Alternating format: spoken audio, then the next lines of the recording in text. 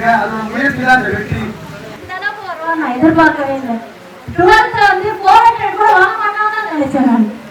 ஆனா அதையும் தாண்டி நிறைய இன்ன வரைக்கும் கார்த்திக்ன்ற இந்த அளவுக்கு வருவாங்கன்னா சப்போர்ட் நிறைய கொடுத்துருக்கனால கார்த்திக் இந்த அளவுக்கு வந்திருக்காங்க. அதனால எல்லாத்துக்கும் ரொம்ப நன்றி.